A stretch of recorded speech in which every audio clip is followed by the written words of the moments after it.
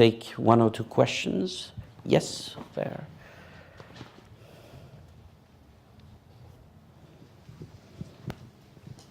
Since I'm on crutches, I trust you won't mind if I don't get up.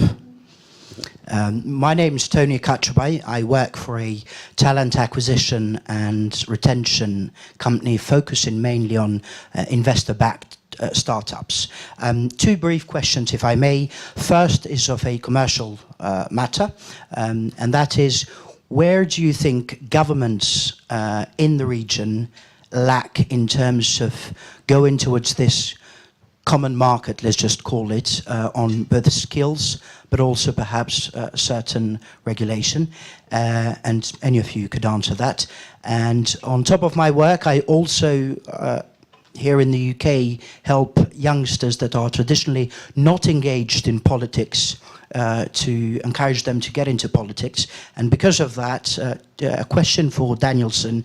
I've come across many people that feel the EU is not doing enough in order to encourage governments like that of Serbia and Albania sever their pasts. And when I say that, I mean, one, in terms of various people that were somehow in power or in administration under Milosevic, and also under the communist government in Albania, which are still today players. And these are people that, in those systems, committed the worst atrocities since Second World War. That is both communist Albania and the Milosevic regimes. So they're worried, why is the EU not doing enough to encourage these governments to sever these ties? Thank you. Maybe we'll take another question before. Yes, and afterwards I have. Hello, thank you. Ura from Danning Institute of Economics. We do a lot of research and provide consultancy services to foreign companies investing in Western Balkan countries. And one of the main obstacles why you rarely can really evaluate whether your policies work, whether they're right, is because you lack data in these countries.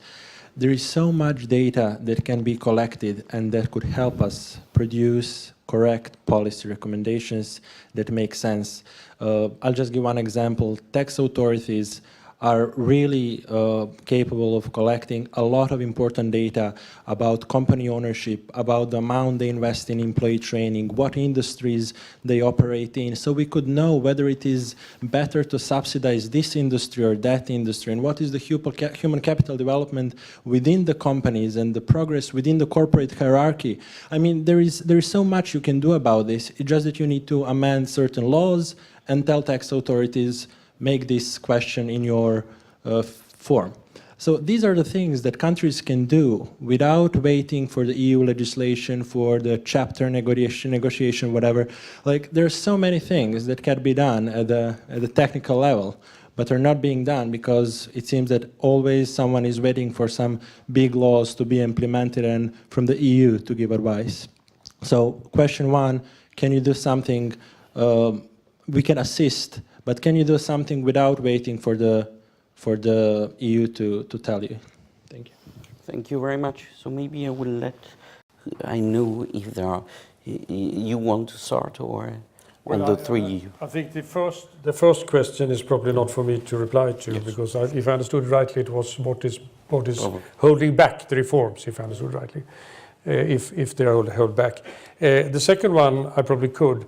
I think that is, your question is very important, and that's why in the strategy so much of the focus is on the whole issue of reconciliation and bringing up the legacy of the past, because I think the argument behind it are twofold. One is that these are issues that needs to be addressed in order for the region to be able to move ahead in a smooth and, if you can use the term, harmonious way. But there is also another element here which is linked to outstanding disputes that are between the countries in the region. And there is no way that the EU will take in countries who have outstanding disputes with their neighbors.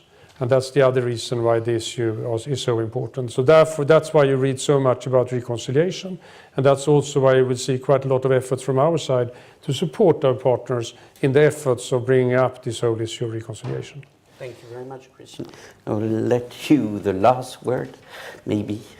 On responding to the question? Yes. I did not understand what the first question was, although I did not really understand the second one either. But that's but that's okay. No, I mean, in terms of the implementation of the reforms, I think I'm glad to say that Serbia is doing very, very well. I think that Serbia really is the only country in the region that really implemented a very, very difficult, very painful, very politically unpopular reforms in terms of macroeconomic stability. Now, granted, we had perhaps, probably the biggest problems because of the huge public debt, and granted, we were 4 years ago, about 3 months away from bankruptcy. It needed to be done.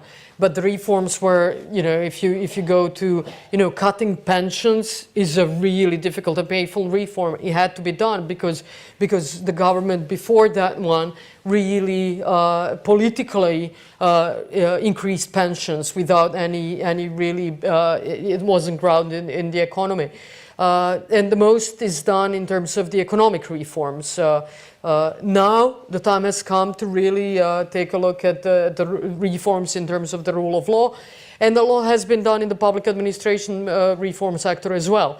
But the capacities of the government, any government, be it in the Western Balkans or any other government, are limited, and the capacities for reforms are even more limited. And you have to do one thing and then the next thing and then the next thing, and it takes time.